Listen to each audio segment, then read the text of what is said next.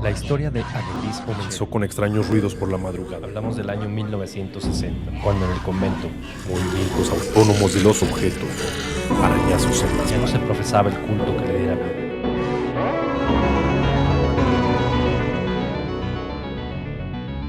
Hablemos de terror.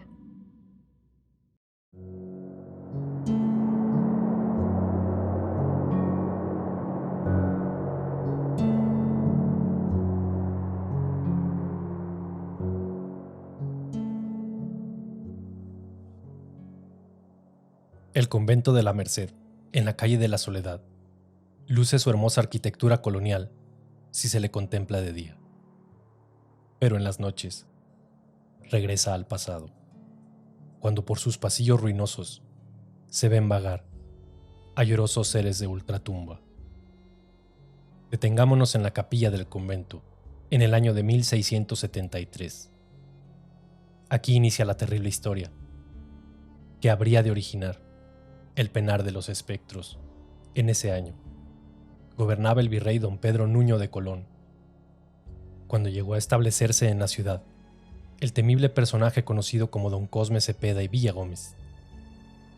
Don Cosme había sido adelantado en el Perú, donde logró hacerse de abundante fortuna, lo que se observó por la lujosa casa donde pasó a instalarse, situada en la exclusiva calle Valvanera, hoy Jesús María. Pronto, canalizó su fortuna en el negocio de la usura, prestando con grandes ventajas a la clase media de la capital. La gente acudía con frecuencia a su casa, al no haber más usurero que él en esa época.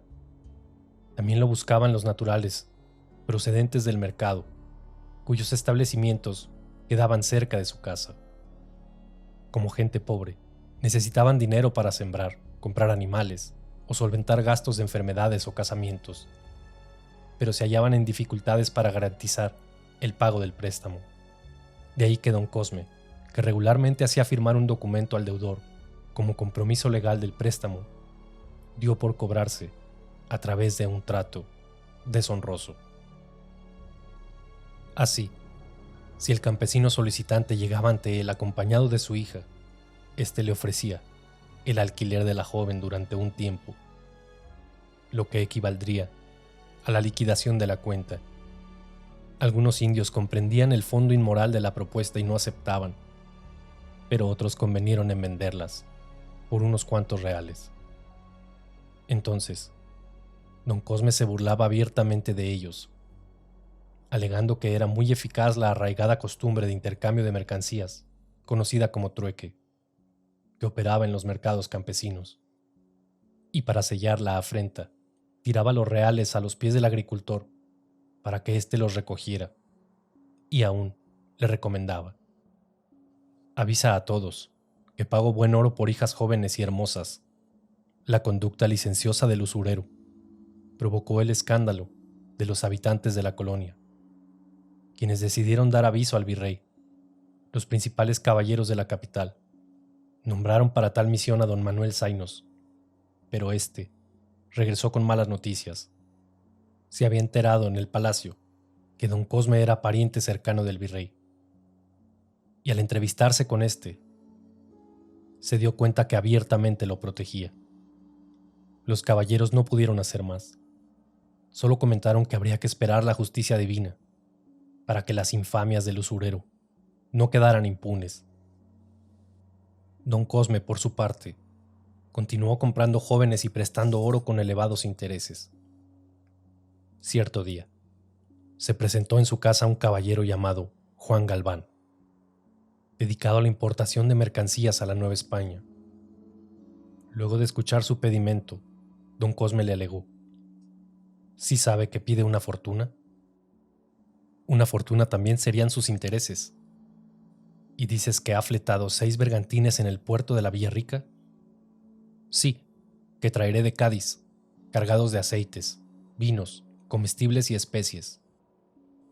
La cantidad y posible rendimiento de la importación no convencieron al usurero, siempre pendiente de asegurar la devolución de su dinero, por lo que de nueva cuenta alegó: grandes riesgos del mar afrontarán sus naves. Así es, pero le aseguro que arribarán sin novedad al puerto de la Villa Rica, en la Veracruz. Su palabra no basta a don Juan, y si no tiene mayor garantía, aguarde, dijo el caballero. Mi casa podría garantizar nuestro préstamo. Mejor así, contestó don Cosme acariciando su barbilla. Esta tarde iré a verla. Esa misma tarde, se presentó el prestamista en casa de don Juan, ubicada en la calle de la Amargura, hoy Honduras. Y fue el mismo don Juan quien salió a recibirlo y lo introdujo a la casona. En el amplio salón se notaba el lujo y buen vivir, que don Cosme apreció de un vistazo, en tanto don Juan esperaba. ¿Y bien? ¿Qué me dice don Cosme? Pues le digo que su casa podrá valer mucho, pero no garantiza mi oro. Tiene además mi palabra de caballero. Pero el viejo usurero contestó impasible. Respeto sus palabras, don Juan, pero no son palabras las que prestaría yo. En ese momento, descendía por las escaleras Inés, la hermosa hija de don Juan, y al ruido de su larga falda, don Cosme volteó hacia ella, quedando impactado por su presencia. Era una suma de belleza, gracia y virtud, y los ojos del usurero se cubrieron de ansiedad y de deseo. Ah, don Juan, veo que posee una joya valiosa de verdad. La más preciada, caballero, es mi hija Inés. Entonces don Cosme, acercándose a ella y sin pensar ni un momento en el peso de su acción, repuso: es hermosa, joven y cautivadora. A fe mía que una alhaja así seguro garantizaría cualquier préstamo. ¿Pero qué dice don Cosme? Recuerde que está en mi casa. Don Cosme lo miró en silencio sin moverse, a pesar de que el propietario le señaló la puerta abiertamente. Ande pues, que mi hija no es una de esas indias que compra con cuartilla. No se sulfure, don Juan, que no he querido decir tal de su hija. Solo he pensado que, si me la diera en matrimonio, le prestaría lo que quisiera. Pero don Juan, furioso, rechazó la oferta. Salga de mi casa inmediatamente y olvídese de mi solicitud, y siquiera de que me ha visto. El usurero, sin inmutarse, se dirigió a la puerta, pero antes de abrirla, dudó un momento y se volvió hacia don Juan. Recuerde que mi oferta está en pie. Váyase de una vez. Los días transcurrieron lentos para don Juan, que desesperaba ante las noticias de que la tripulación ya estaba cobrando sueldo y los barcos aguardaban en Veracruz, listos para zarpar hacia el Atlántico. Inés, aparentemente ocupada en hilar, padecía en silencio al ver que su padre sufría en tal estado, sin que al parecer fuera posible una salida al problema. Y así, la situación empeoró cada día. Don Juan perdía más y más dinero. Una noche, ya desesperada, Inés se decidió a escribir una carta a don Cosme, pensando en que así salvaría a su padre. En ella le decía: debe prestarle a mi padre la suma que le pidió, haciéndola llegar por mi conducto. Mi padre le pagará 3 meses después de concedido el préstamo, en que los navíos regresarán, mas comprometo mi palabra de matrimonio con usted como garantía. Tan pronto como recibió el usurero la carta, se apresuró a considerar la situación. Era evidente que la joven desconocía los tiempos de navegación, ya que, pensó el hombre, los navíos no podrían ir y volver en el tiempo que ella señalaba. Entonces vino a su mente un plan siniestro. Se me ocurre que puedo casarme con esa niña y cobrar al mismo tiempo mi oro. Redactaré un documento que aluda al préstamo y a la promesa matrimonial, mas la fecha de vencimiento se pondrá a última hora. Tan pronto lleguen esos barcos a la Veracruz lo sabré, y será la hora de casarnos. Animado por su plan, escribió enseguida una nota de contestación a Inés, en la que la citaba en su casa al día siguiente para firmar el documento respectivo y hacer el juramento de honor. Al día siguiente, con el pretexto de salir al rosario, Inés fue a casa del usurero en compañía de su fiel sirvienta. Ante don Cosme, el astuto usurero le mostró un documento que había redactado. Firme este documento. En él consta el préstamo y su promesa matrimonial. La muchacha se dispuso a firmar. Casi iba a estamparla sin haber leído el documento por completo, cuando se detuvo para objetarle. Recuerde que solo procede mi palabra, si mi padre no puede pagarle el dinero en el plazo fijado. Así es, firma ya. Le apresuró el usurero, con los ojos brillantes por el placer de la ventaja. Luego de que hubo firmado el documento, don Cosme la condujo ante un crucifijo. Ahí, solemnemente le exigió: solo falta que jure ante este Cristo que se casará conmigo si su padre no paga a tiempo. Doña Inés, de rodillas ante la imagen, dijo las palabras que sellaron su compromiso, su destino. Juro, señor, casarme con don Cosme Cepeda, si mi padre no pagase su deuda. De no pagar mi padre, Señor misericordioso y justo, que sea tu voluntad, y celébrese mi matrimonio, pase lo que pase. Cuando llegaron a casa de su padre, y antes de entrar, Inés le entregó los sacos a la sirvienta, de acuerdo con el plan que ya había acordado con ésta. Penetró en la casona y se dirigió a su alcoba, con la seguridad de que su padre estaría en su despacho a esa hora. Al poco tiempo entró la sirvienta para ir en busca de don Juan. Estando en su despacho, la mujer le comunicó que un enviado le había dejado varios sacos con dinero, de parte de don Cosme. Incrédulo el importador, corrió a ver el caudal, colocado en un mueble del salón.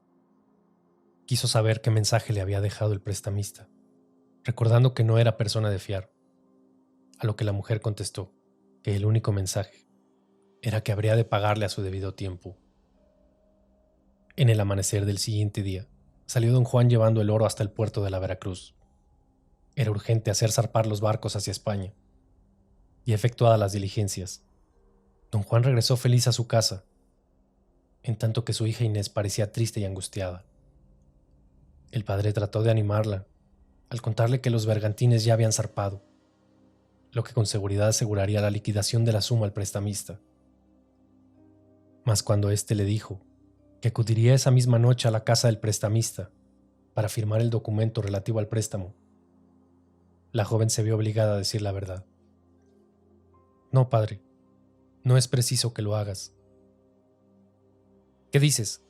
Explícate. Perdóneme, señor, si vuestra pena y desesperación me indujo a cometer tan grande error. Tengo que decirle, he dado mi palabra de matrimonio a don Cosme como garantía del préstamo. Levántate, hija. ¿Por qué hiciste eso? Porque lo quiero y lo respeto, padre mío.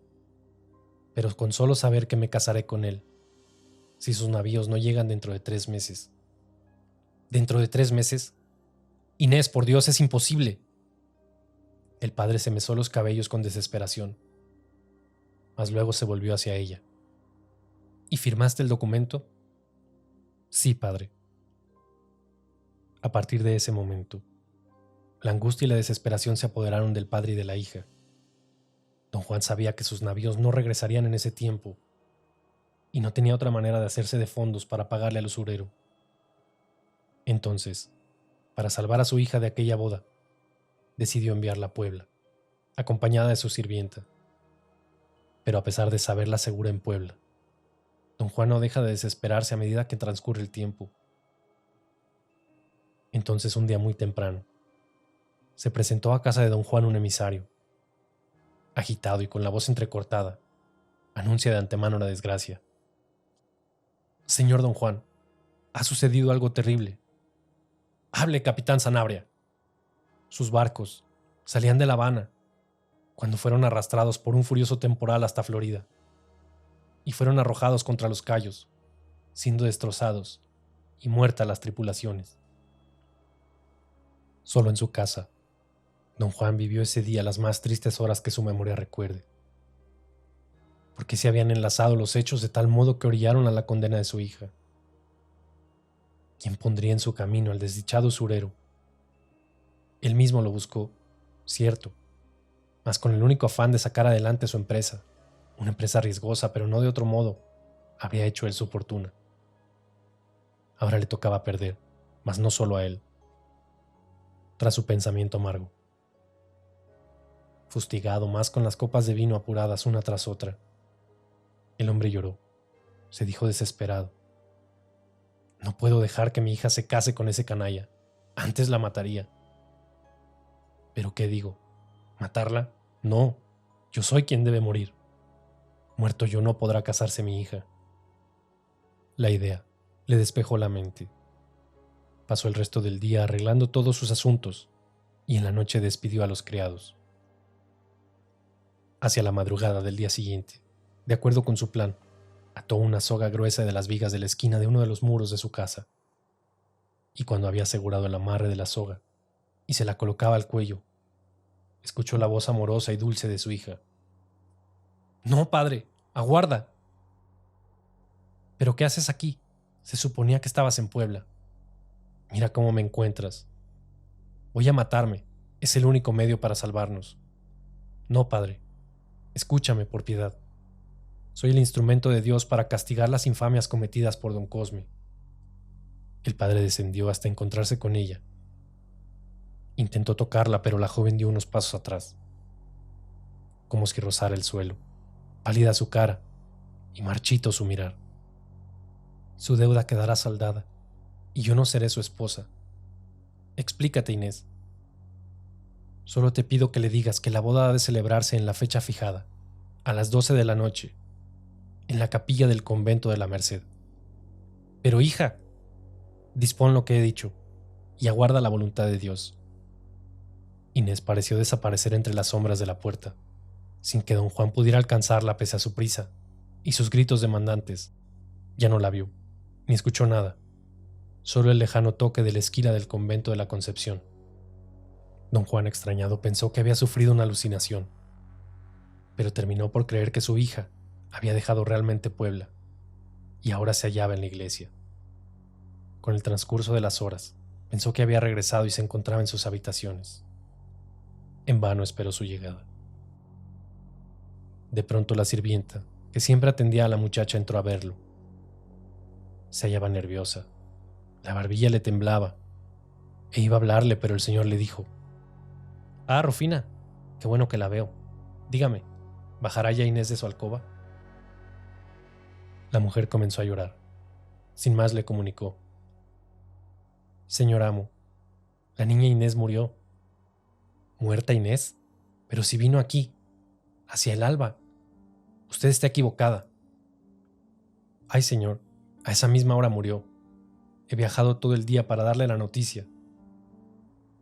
Don Juan lloró su tragedia, mas recordando las palabras de su hija, consultó al fraile don Sebastián Hurtado, del convento de la Merced, acerca de la petición de la difunta.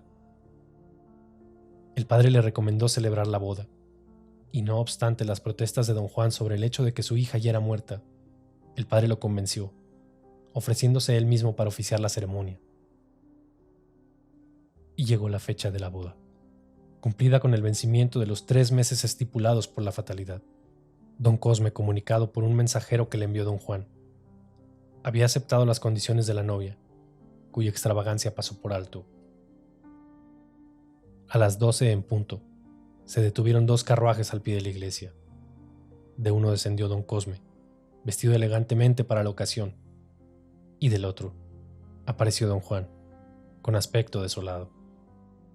Al adentrarse en el atrio, don Juan mira a la novia, una especie de bulto envuelto en un vestido y un velo blanco que le cubre el rostro, esperando en la entrada de la iglesia. El cuerpo de ese espíritu había sido enterrado por él apenas unos días antes, en la ciudad de Puebla. Y ahora su pecho se oprime por la pena de verla ahí, venida del más allá, para cumplir el compromiso. No acertó a decir nada. Solo se colocó a su lado. Le ofrece su brazo, en el que la novia se apoya. El padre siente el contacto frío, pero se arma de valor, y con ella entra en la capilla, silenciosa y lúgubre, donde solo sus pisadas y las del hombre de atrás resuenan. A poca distancia camina el novio. Pronto se hace a un lado del cortejo para adelantarse hacia el altar, donde ve colocarse a la novia. Un olor a ultratumba parece flotar en el ambiente. El padre, con tono sombrío, eleva las frases rituales que esposan a los contrayentes. Poco después el agiotista sale, nervioso y feliz al lado de su esposa. Pero aún en ese momento, acordándose de su negocio, vuelve sus pasos hacia don Juan para recordarle discretamente al oído: ha cumplido la primera parte del convenio. Ahora solo falta que me pague el oro que le presté. Es caballero, don Juan, y ahora mi suegro. Sé que cumplirá. Nada contestó el aludido. Solo ve cómo el fantasma de su hija se aleja con el miserable. En esos momentos, en que la noche gobierna por entero en la calle de la Soledad, se respira un aire pesado, frío y cálido a la vez, y un olor a tierra que acaba de ser mojada por la lluvia. Al pie del carruaje, cuando don Cosme toca a la novia para que ella arribe, siente que un aire helado invade su cuerpo, y ya adentro, el desasosiego lo cubre por entero. Suda sin saber por qué. No se atreve a mirar a la novia. Solo observa sus guantes blancos cruzarse sobre su vestido. Al fin, tratando de dominar su temor inexplicable, se dirige a ella. ¿Estás nerviosa, prenda amada? ¿Estás...? Estoy muerta, mira. Dijo al momento que se levantó el velo, dejando ver su rostro desencarnado. Pero como me hiciste jurar, vine a cumplir. El viejo usurero cuenta la leyenda que quiso lanzar un grito que se le quedó ahogado en la garganta. Más impulsado por el terror, corrió hacia don Juan y el fraile. ¡Está muerta! ¡Está muerta! Esa no es la bella Inés, sino una muerta, padre. Don Juan, estoy casado con una muerta. El hombre salió corriendo por las calles repitiendo lo mismo, con desesperación, mientras que Fray Sebastián y don Juan se dirigieron al carruaje, para hallar en su interior el vestido nupcial abandonado y un olor a muerte, a ultratumba. Don Cosme Cepeda cayó gravemente enfermo y dejó el negocio de la usura.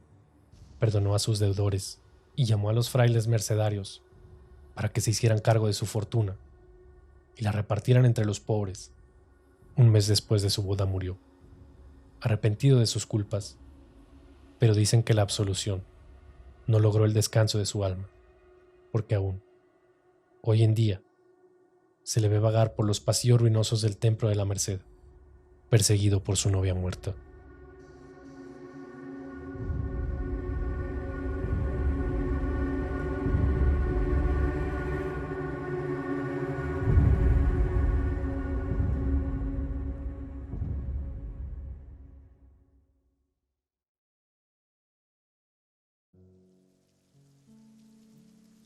La calle del Apartado, hoy conocida como República de Argentina, tomó su nombre original del seminario de donde se extrajo la siguiente historia. Los hechos tuvieron lugar en el año de 1651, siendo virrey don Luis Enrique de Guzmán, y se cuenta que, después de una prolongada ausencia del seminario, el joven Nuño de Salcedo regresó, solo que presentaba un semblante en verdad aterrador. El padre prior le ofreció de inmediato su pesar por la muerte de su padre, don Hernán. Pero don Nuño solo se retiró a su habitación, la miraba con gran extrañeza y cayó de rodillas sollozando angustiosamente. «Jamás debí salir de aquí», dijo entre el llanto. «Perdóname, Señor, ¿cómo pude olvidarme de ti?» El seminarista siempre había manifestado una gran vocación religiosa, pero a partir de su regreso llegó a exagerar sus penitencias y mortificaciones. Se dice que esa noche, mientras se disciplinaba, los demás estudiantes del seminario empezaron a oír gritos de terror, mezclados con diabólicas carcajadas, en las celdas de las penitencias. «¡Apártate de aquí!», Después de esto, el joven salió corriendo pidiendo ayuda. «Tus oraciones no pueden ser escuchadas», dijo un espectro. «Estás en un pecado mortal y no podrás librarte de mí». El seminarista estaba al borde de la locura ante aquella espectral y horripilante aparición. Aquella ánima le mostró su descarnada mano en la que lucía una hermosa sortija. «¿Pero quién es usted?», preguntó don Nuño a aquella espeluznante aparición. «Mírame bien». El joven lo miró fijamente lanzando un grito aterrador cuando pudo notar que se trataba de alguien muy cercano a él. «¿Ignacia? ¿Pero cómo? Si aún no has muerto». «Te equivocas», dijo el espíritu. «Muerta estoy desde hace algunos días. Yo, la madre de tu hijo, estoy muerta. Mi cuerpo se encuentra colgado en el barandal de la escalinata de nuestro palacio. Condenada estoy y sufro en los infiernos. Solo he venido a decirte que te estoy esperando porque tú serás condenado también». Tras estas palabras, la horripilante aparición se desvaneció dejando un fuerte olor a azufre. Aquel joven se tiró al suelo llorando y lamentando su pena. En ese momento se apareció la madre de éste diciendo: «No te preocupes, hijo mío, cumpliste la promesa que me hiciste y no te condenarás. Pronto dejaré de penar». Don Nuño solo se preguntaba si ya lo había perdonado. Fue entonces cuando la aparición levantó la mano y se alejó con un lastimero gemido. El espectro se deshizo a la luz tenue de las velas, mientras el joven soltó de nuevo en llanto. En ese momento se escucharon unos golpes. Don Nuño se apresuró a abrir. Ante él se encontraba el rector del seminario, quien escuchó la confesión del joven. «Padre, recuerda que tuve que dejar el seminario para acudir al lado de mi padre moribundo», decía el joven, bañado en llanto. «Llegué a tiempo para ver a mi padre antes de que cerrara los ojos para siempre. Mi madre me pidió que volviera cuanto antes al seminario. Yo le expliqué que me habían concedido un permiso para ausentarme por 2 semanas. Así convencí a mi madre para que descansara mientras yo rezaba. Fue entonces cuando ella llegó. Me miraba con dulces y tentadoras miradas cargadas de pasión. Inútil fue mi petición para que me dejara solo. Prometió no hacer nada que pudiera perturbarme. Así, Ignacia me acompañó durante toda la noche, pero lejos de rezar conmigo, continuó contemplándome, y por más que me esforcé, no pude seguir rezando. Al poco tiempo el cansancio me había vencido. Me sugirió recostarme en el sillón mientras me cuidaba. Me rehusé, y sin lograr que ella se fuera, tuve que esperar a que alguien me salvara de continuar cruzando palabras con esa joven. Fue entonces cuando llegó mi madre nuevamente. Mi madre le pidió que se fuera a la cocina, pero la joven, furiosa, se retiró a su habitación, donde comenzó a maquillar un diabólico plan. Ahí resolvió deshacerse de mi madre para poderse quedar a solas conmigo. El cadáver de mi padre se veló 2 noches para posteriormente ser llevado al cementerio. Así, Ignacia aprovechó nuestra ausencia para salir de la casa y dirigirse a las afueras de la ciudad, rumbo a Tlatelolco. Iba en busca de la bruja Timotea. Para ello, atravesó las callejuelas del barrio habitado casi exclusivamente por indígenas y mulatos, y así llegó a la guarida de aquella mujer. Le pidió una planta para matar a alguien, y así se trazó el final de mi pobre madre. La vieja sacó un manojo casi seco, se lo entregó a Ignacia, dándole indicaciones de cómo usarla. Jubilosa y a tiempo regresó la muchacha a la casa. Nadie se dio cuenta de su ausencia. Preparó con gusto la merienda esa tarde, mientras mi madre y yo rezábamos el rosario. Al terminar la oración, Ignacia entró a la estancia llevando una charola con las jícaras de chocolate. En cuanto la dejó, se retiró ocultándose entre las cortinas, desde donde vio consumir su terrible y diabólico plan. Todavía sin molestias, mi madre se retiró a su cama, pero en cuanto las campanas tocaron la medianoche, sus males se hicieron presentes. Le pidió a los sirvientes que le llevaran una tisana que le aliviara sus males, pero Ignacia corrió a prepararla, agregándole más de aquella hierba. Pasaron horas de agonía. Mandaron llamar al confesor y nadie pudo saber qué era lo que le ocurría a mi madre. Por ese motivo, yo me quedé todavía más tiempo en casa, primero para atender sus funerales y posteriormente para los pendientes que habían quedado. Ignacia llevaba hasta mi habitación mis alimentos, pero no tenía apetito. Ella aprovechaba mi tristeza para acariciar mis cabellos, y yo, que necesitaba consuelo, la aceptaba sin rechazo. A los pocos días, su presencia ya me era muy inquietante, hasta que un día me olvidé de todo, del seminario, de la promesa que le hice a mi madre, del temor de perder mi alma, y me entregué a ese falso amor. De esta manera, viví en pecado mortal todo ese tiempo, pero mi temor crecía a todo momento, hasta que un día, la puerta de la habitación se abrió de golpe y una ráfaga helada nos envolvió. Ante nuestros ojos surgió una neblina que fue tomando poco a poco la figura de mi madre. Ella me advirtió del asesinato que había cometido Ignacia.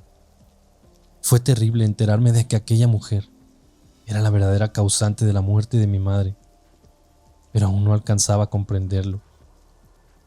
El espíritu de mi madre me advirtió que Ignacia estaba embarazada y que nuestro hijo estaría maldito hasta que cumpliera mi promesa hecha al Señor. Momentos después desapareció e Ignacia confirmó lo dicho. Estaba esperando un hijo mío. Estaba tan preocupado porque mi hijo no podría ser bautizado sin ser descubierto nuestro pecado, que jamás puse atención al asesinato de mi madre. No regresé al seminario, pero tampoco volví a tocar a Ignacia, entregándome a las más crueles penitencias. En vano ella intentaba apartarme de la oración. Yo me encerraba decidido a no volver a sucumbir al deseo, pero no podía abandonarla, sabiendo que llevaba en sus entrañas un hijo mío, aunque el tormento se hacía cada vez más pesado. No pasó mucho tiempo para que mi madre nuevamente se me manifestara. Me pidió que volviera al seminario para cumplir con la promesa que le hizo a Dios cuando me trajo al mundo. Ahí mismo me advirtió que vería las consecuencias de mis pecados en aquel niño. Pero entonces no alcanzaba a comprender aquellas palabras. Cuando Ignacia fue madre, me acerqué a conocer a mi pequeño, pero al ver su rostro no pude contener mis gritos. Ignacia, desconcertada, me pidió que me acercara nuevamente, que nuestro pequeño era un varón verdaderamente hermoso, pero cuando ella misma lo volvió a ver, se dio cuenta de que aquel niño, que había nacido hermoso, ahora era un pequeño monstruo repugnante. Yo caí de rodillas, implorando la misericordia de Dios nuestro Señor. No podía hacerlo bautizar con un sacerdote, así que yo mismo lo hice, con agua de la fuente. Se lo entregué a su madre, que lloraba con desesperación, y después volví al seminario. Esta fue la causa de mi demora. Ahora ruego que, si merezco la absolución, me la dé, Padre, y que termine el bautizo de ese pequeño que Ignacia trajo al mundo. El padre lo miró enérgicamente y le hizo saber la grandeza de su falta, mas también lo consoló diciéndole la grandeza del Señor. También le prometió que iría en busca de esa criatura y bendeciría a la vez aquella casa donde al parecer vivía el demonio. Sin embargo, lo que ni el rector ni don Nuño sabían era que el día en que él había abandonado a Ignacia, el niño había muerto, porque al haber sido bautizado y al abandonar Nuño los amores culpables con Ignacia, el pequeño había vuelto a ser un niño hermoso que había muerto enseguida. Por tal motivo, Ignacia estaba pagando su pecado al ser condenada al abandono y la soledad. Abrazando el cuerpo del niño, permaneció muchas horas sentada, pero enseguida tomó una decisión. Caminó con la mirada perdida hasta la parte más alta de la casa y poco después lanzó grandes gritos al momento en que se colgaba. Al día siguiente de la confesión de Nuño, el padre rector se dirigió a la casa, donde creía encontraría a aquel pequeño. Pero un fuerte olor a muerte se percibía en aquella casa. La poca luz que dejaban entrar los ventanales le mostraron al padre algo colgado en la escalera. «Ave María Purísima», dijo el padre, «no hay nadie en esta morada, Cristo misericordioso». Corrió una de las cortinas para permitir que la luz entrara en toda la estancia. Fue entonces cuando sufrió una terrible impresión. El padre rector quiso acercarse un poco más a aquel cadáver, pero una horrible carcajada se dejó oír en todos los rincones de esa casa. El cuerpo de Ignacia comenzó a balancearse sin que hubiera viento que lo impulsara, y de su descarnada boca pareció salir una horrible voz. «Maldito, largo de aquí. Por ustedes me abandonó mi amado. Me encuentro ahora en los infiernos con mi hijo». «Santo Dios», expresó el padre, con gran temor. «Calla, espíritu maligno». «Pero él no se librará de mí. Lo perseguiré y lo llevaré con nosotros hasta el mismo infierno». «Dios tenga misericordia de nuestra alma», continuó el padre. «Te exorcizo, animal maligno», dijo al momento en que levantaba una cruz. El padre rector cayó de rodillas murmurando los exorcismos, mientras aquel cadáver, posesionado del demonio, proseguía diciendo: «La bruja Timotea me dio la hierba que mezclé con los alimentos de mi ama. Así pude darle muerte». A pesar de las oraciones y el agua bendita, las voces y las carcajadas terminaron hasta que se escuchó un lamento escalofriante. El sacerdote salió despavorido del lugar. Al llegar al seminario, relató a don Nuño lo que había visto y oído en la casa de sus padres. «Veo que no he sido yo el indicado para sacar a aquel demonio de la casa», dijo el padre, aún temblando. «Será mejor que lo pongamos en manos del Santo Oficio». Pero no fue necesario esperar a que el rector denunciara el caso, ya que los vecinos, al escuchar los lamentos y carcajadas, denunciaron al Santo Oficio lo que estaba sucediendo. Nadie se atrevía a pasar por ahí, pues aquellos sonidos eran capaces de enloquecer de temor a quienes los oyeran. La Inquisición mandó a un grupo de investigadores. Aquellos fueron testigos del espectáculo que aquel cadáver colgando daba. Al dar fuertes quejidos, lamentaciones y carcajadas, ellos procedieron a bendecir la casa, pero mientras más se adentraban en la mansión, más se escuchaban los lamentos de desesperación. Sin haber conseguido su objetivo, los sacerdotes salieron de aquel siniestro lugar. «Dios tenga piedad de esa alma», decían aquellos hombres. Se dieron varias misas y se selló la casa, pero los lamentos y carcajadas nunca cesaron. Poco después, aquella espeluznante alma se le apareció a don Nuño de Salcedo, que ya no sabía cómo librarse de sus temores. «Estás condenado a tus oraciones, pero no llegarás al cielo», dijo el espíritu de Ignacia, completamente descarnada. Cuentan los cronistas que el 18 de agosto de 1653, a los 3 días de haber tomado posesión del virreinato, don Francisco Fernández de la Cueva, Nuño de Salcedo y Huerta, fue ordenado sacerdote. Ejerció su sagrado ministerio en el templo de la Profesa, distinguiéndose como un sacerdote ejemplar y magnífico. Pero el fantasma de Ignacia no dejaba de atormentarlo. Lo perseguía por las noches para molestarlo. «Cada vez que levantes la hostia consagrada, te echarás al cuello un eslabón más a la cadena que te arrastrará a los infiernos, y jamás te librarás de mí», decía aquel ser diabólico. Vete, Ignacia. Te perdono todo el mal que ocasionaste. Rogaré por tu alma, pero debes irte para siempre de este mundo. Se cuenta que por más penitencia que hacía y por ayunos que pasaba, don Nuño nunca pudo librarse de aquel ser que lo atormentaba.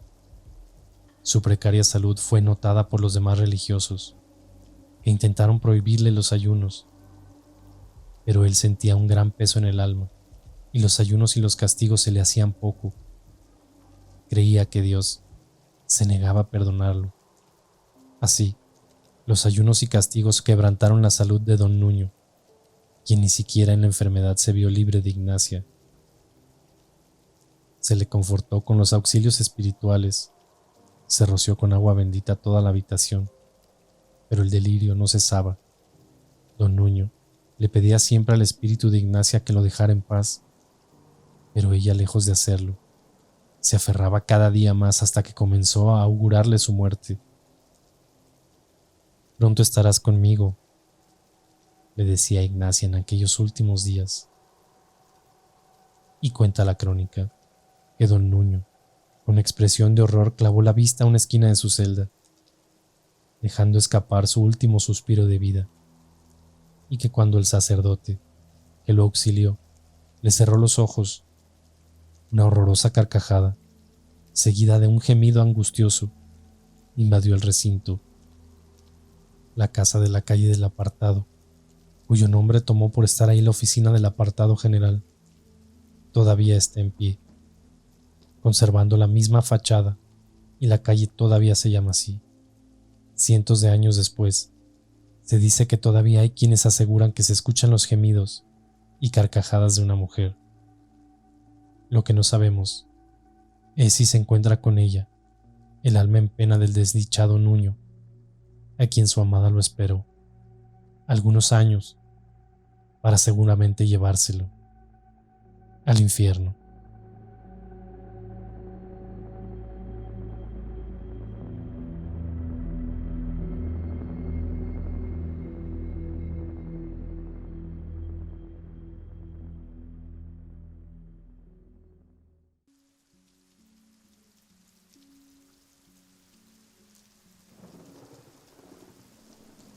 Por mucho tiempo recibió el nombre de la Casa de la India Descarnada, la mansión construida a mediados del siglo XVI por el valiente conquistador Raimundo de Peñarroja, que hoy día se ubica en esquina de Ernesto Pugivet y Carlos Pacheco, en el número 69. A pesar de su estado ruinoso, conserva un sello de misterio y majestuosidad que lo hacía destacable entre los edificios virreinales. Se dice que nadie pudo habitarla, pues de arriesgarse, perecería de manera violenta y sobrenatural. Y es que en ella mora una maldición, y el espectro de la india Macuilxóchitl, dice la leyenda. Desandemos el tiempo hasta llegar a los años anteriores a la conquista española, y hallemos viviendo su feliz infancia a la pequeña Macuilxóchitl, hija de Omeocali, cacique de Oluta, en la región de Coatzacoalcos. 7 años había cumplido ya la niña, cuando el sumo sacerdote de la tribu acudió con el cacique para comunicarle sus predicciones. Solemne, el sacerdote señaló el destino fatal que los dioses marcaban a su hija, en sucesos que cambiarían el destino del pueblo de Oluta, a partir de la llegada de seres extraños que habrían de dominarlos, sirviéndose del rayo y el trueno. Esto ocurriría cuando la niña creciera, pero entonces el cacique ya no viviría. El punto crucial del mal augurio, le dijo, es que la niña sería la causa de su muerte. Desalentado, el cacique pidió su consejo, a lo que el sacerdote respondió contundente: debes sacrificarla. Esa niña solo traerá desgracia para ti y para nuestro pueblo. Pero es mi hija, es princesa de Oluta. No podrá gobernar sola. Mejor espera la llegada de un hijo varón. El cacique lo despidió y enseguida mandó traer a su esposa para comunicarle la mala noticia. Mujer de carácter fuerte y dura de sentimientos, escuchó con paciencia todo. Solo se alteró cuando éste le dijo que era necesario desaparecerla, o sacrificarla incluso. No, Omeokali, no puedo permitir que mi hija sea sacrificada, pero acepto desprenderme de ella. La daremos a los mercaderes que pasan por aquí rumbo al tianguis de Chicalago. Ellos se la llevarán gustosos. La niña, que en esos momentos entraba al aposento, corrió hacia ellos, se abrazó de la madre llorando. No me aparten de su lado, me portaré bien. Me quedaré quieta en un rincón y no me moveré de ahí para no molestarlos, pero déjenme estar con ustedes. Omeokali observó con dureza a su esposa creyendo que iba a ceder, pero ella solo le dijo: ¿qué esperas para llevártela? El padre tomó a la niña hoscamente y se la llevó entre sus brazos. Poco después la entregó con unos comerciantes mayas de Xilacango, hoy Tabasco. Les encargó su cuidado y pidió que jamás la trajeran a sus tierras. La niña escuchaba en silencio, sin llorar, apenas si miró a su padre alejarse con el corazón lleno de pena y de amargura. Pasaron los años. Macuilxóchitl se convirtió en una mujer de espléndida belleza. Era la admiración de quienes la rodeaban. La joven solía pasar varias horas en la orilla del mar, pues alguien le había contado sobre la profecía del sacerdote. Entonces acostumbraba a meditar. Él dijo que llegarían por el mar los hijos del sol, semejantes a Quetzalcóatl, y que mi destino estaría ligado a ellos. Y yo sé, lo presiento, que uno será el hombre que me amará y a quien amaré. El 12 de marzo de 1519 se cumplió el vaticinio. Ese día desembarcó cerca de ahí la armada de Hernán Cortés. En un inicio, los españoles trataron de convencer a los pobladores de que llegaban en son de paz, pero estos no creyeron tal y se armó la guerra. Una multitud de nativos embistió contra los hispanos con flechas y escudos en mano, en tanto que estos, de menor número, se defendían con espadas y lanzas. Casi eran vencidos, pero la intervención de la caballería los salvó. Los nativos huyeron ante la presencia de los caballos, los cuales jamás habían visto, creyendo que jinete y corcel eran lo mismo. Tras la victoria, los soldados se entregaron al saqueo, la muerte de los pobladores y el abuso de las mujeres. Macuilxóchitl, que se hallaba entre ellas, fue hecha prisionera por 4 soldados que se la disputaban, discutiendo acaloradamente. Sin embargo, tuvieron que soltarla, ante la orden del oficial de las huestes de Cortés, don Raimundo de Peñarroja. Cuando los hombres se alejaron, don Raimundo se volvió hacia la muchacha. En verdad es hermosa. Ahora veo por qué esos hijos de Barrabás se peleaban por usted. El capitán se marchó de ahí, pero Macuilxóchitl lo siguió conmovida y atraída a la vez por su apuesta presencia. Este se dio cuenta y le ordenó imperativo: «Estáis en libertad, mozuela. Aléjate de aquí». La muchacha se fue, pero su pensamiento en ese momento fue revelador. Algo me dice que este es el hombre blanco que los astros reservaban para mí. Su destino es el mío. No lo dejaré jamás. Durante el tiempo que duró la conquista, siempre se le vio al lado del capitán, solícita y fiel. Lo que trajo a la postre la respuesta amorosa del guerrero. 10 años después de la batalla de Xicalango, ya terminada la conquista y establecida la Ciudad de México, metrópoli de la Nueva España, el capitán de Peñarroja se retiró a su casa, recién edificada, en la calle de la Candelaria, hoy Ernesto Pujibet. Ahí vivía con Macuilxóchitl. Ella, bautizada, recibió el nombre de María.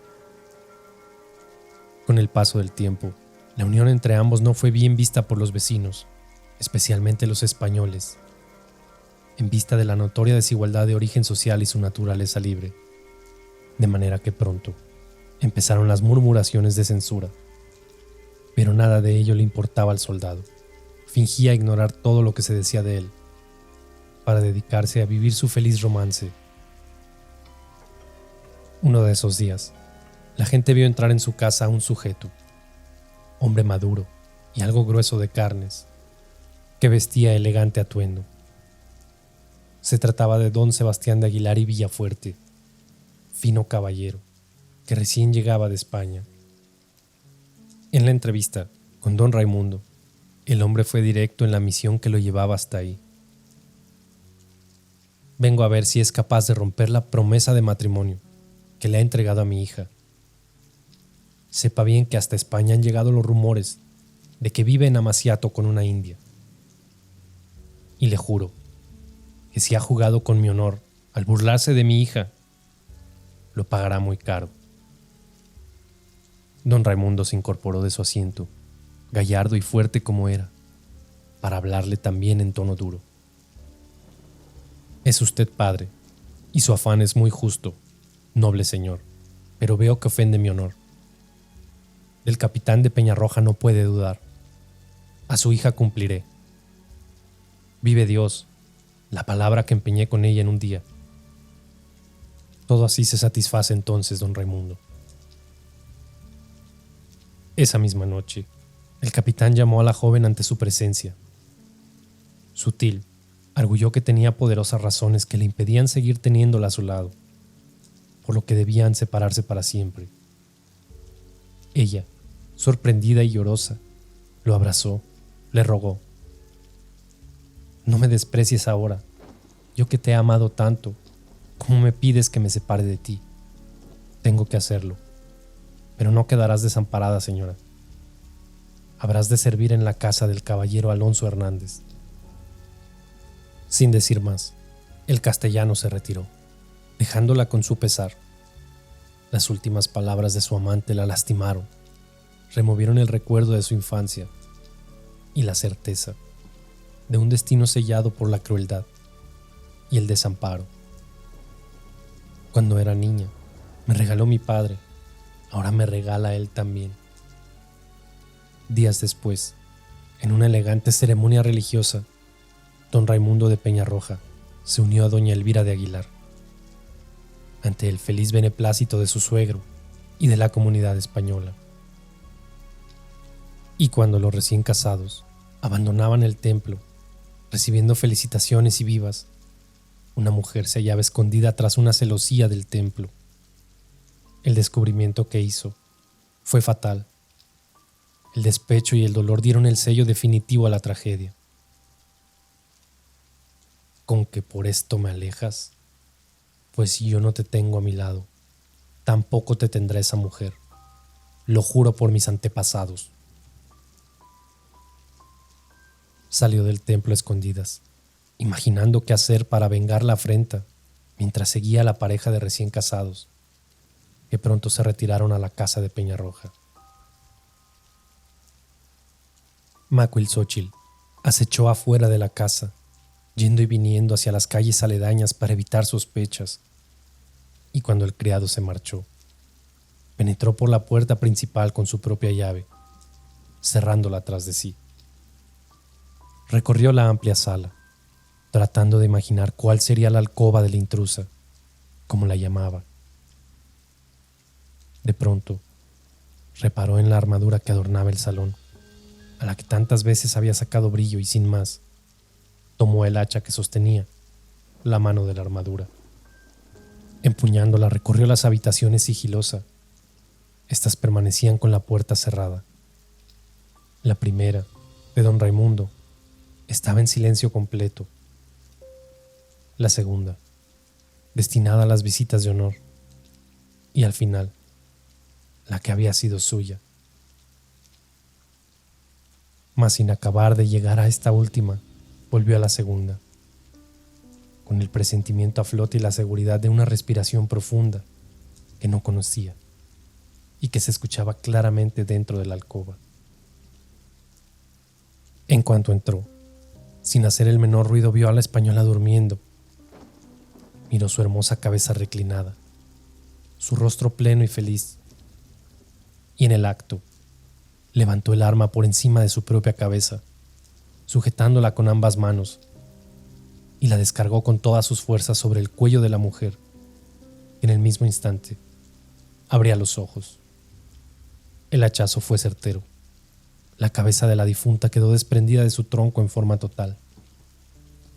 La mujer no habría podido detener el golpe, pero desde el suelo teñido donde yacía la cabeza, ésta había quedado reclinada hacia atrás, de manera que los ojos, casi salidos de sus órbitas, parecían contemplar todo lo que hacía su verdugo. Macuilxóchitl ni siquiera miraba la cabeza espeluznante ni el cuerpo decapitado, aún caliente, porque alterada y fuera de sí, tiró el hacha para buscar afanosa entre los cajones del armario y las pequeñas mesas de madera. Pronto encontró joyas y ropas finas que envolvió en un pequeño bulto. Poco después, al salir a la calle con el bulto bajo el brazo, serena en apariencia, aún pensó que su plan la alejaría de toda sospecha. Como un rezo o un deseo de protección pensó: cuando la ronda investigue, creerán que la asesinaron para robarla. Caminó varios metros, cuando de pronto vio la ronda a lo lejos, que en ese momento daba vuelta en la esquina, hacia la calle donde ella venía. Titubeó unos instantes, pero su mente la animó otra vez. Nadie me ha visto, nadie sabe nada, no tengo nada que temer. Reunió el valor crucial en ese instante y fríamente se dispuso a pasar al lado de la ronda. Su aplomo era tan evidente que los soldados la miraron pasar sin reparar en ella. No obstante, cuando la muchacha apenas se había alejado un poco, el jefe de la ronda se detuvo, regresó sobre sus pasos y miró en las baldosas un extraño detalle. «¡Por las barbas del demonio!», exclamó.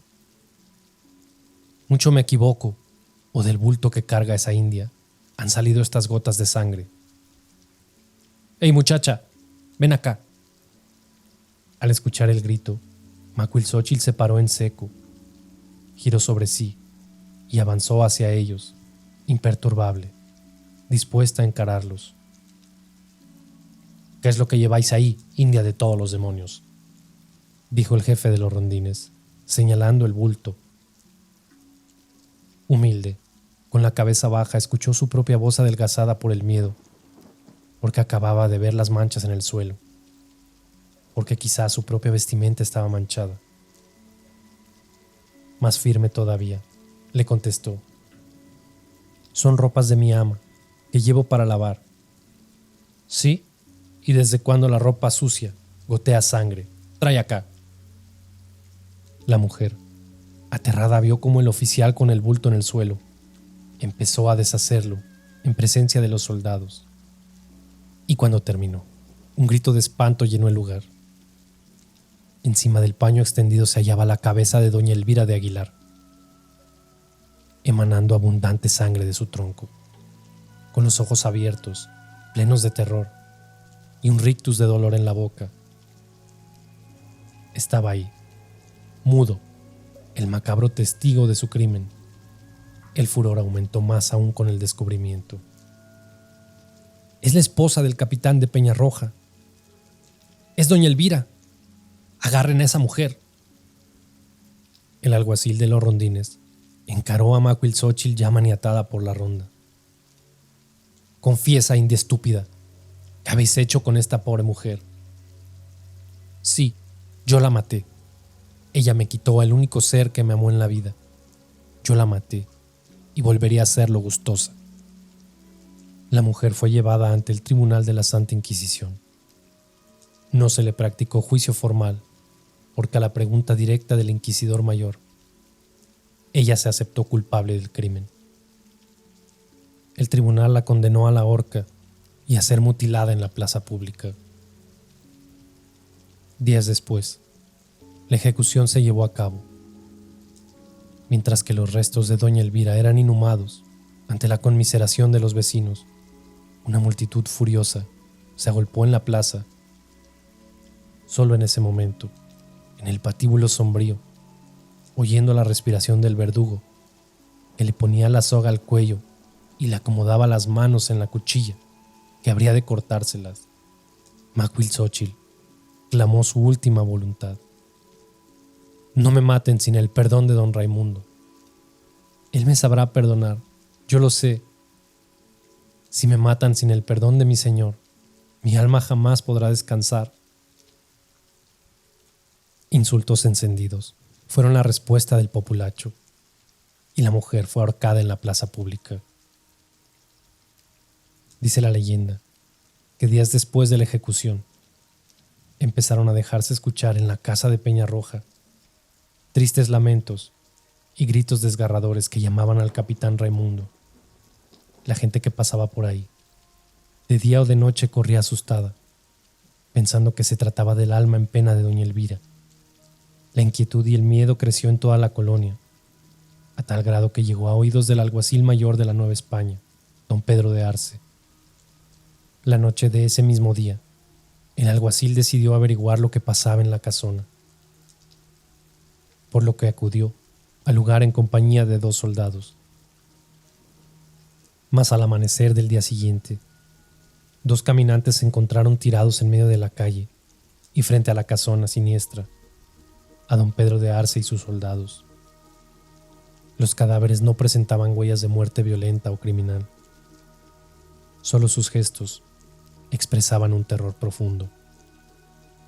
El suceso fue comentado por toda la ciudad durante varios días. La gente insistía en que doña Elvira vagaba por la casa en busca de venganza. Ante ello, el Santo Oficio decidió enviar a un grupo de frailes tenebrarios a la casona, con el propósito de realizar un exorcismo. Hacia la tarde, y provistos de los utensilios requeridos para el caso, los tenebrarios se encaminaron a la casa.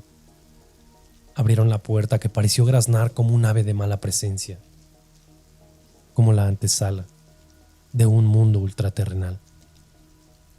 Y eso debió ser en realidad, porque apenas entraron al salón, se levantó un viento frío que giró por la estancia, y con él, gritos y ayes de pena se dejaron oír de una boca descarnada. El esqueleto amarillento en el mismo instante apareció, volando en medio de la estancia, aullando el nombre de su amado. Al ver a los frailes, el espectro emitió un amenazador aullido y al acto levantó los muñones de sus manos amputadas, que parecían querer agarrar la vieja soga que colgaba de su cuello sin carnes, como si reviviera en esos momentos su ejecución. Dominando el terror, los frailes le hablaron. En el nombre de Dios, contestar cuál es la causa de su pena. Mi alma no descansará mientras no pueda lograr el perdón de don Raimundo. Deje en paz a los vivos y vuelva a su mundo de sombras, que tal es su penitencia. El anciano fraile, que así le dijo, levantó en el acto la borla metálica de purificación, bañada en agua bendita, y la dirigió hacia ella al tiempo que rezaba. Pero el espectro retrocedió al sentir el líquido. Entre aullidos de dolor desapareció. Solo quedaron los conjuros religiosos y el humo de los sahumerios. Los frailes se retiraron satisfechos, creyendo que el ritual había logrado el objetivo. Pero esto no ocurrió, porque 2 días después volvieron los lamentos, llamando e implorando el perdón del capitán. Por mucho tiempo, los habitantes del rumbo evitaron pasar por la casona. Ahora, apiadados por el alma de Macuilxóchitl, todo el mundo comentaba que solo el regreso del capitán acabaría con la aparición. Don Raimundo de Peñarroja no volvió jamás. Por encargo de Hernán Cortés, partió a las Higueras, hoy Honduras, el mismo día de su boda, y quizá murió en el sitio. El espíritu de la antigua princesa de Oluta Siguió penando durante mucho tiempo. El vaticinio del sacerdote de su niñez señaló indirectamente la tragedia de su existencia, pero nunca sus alcances.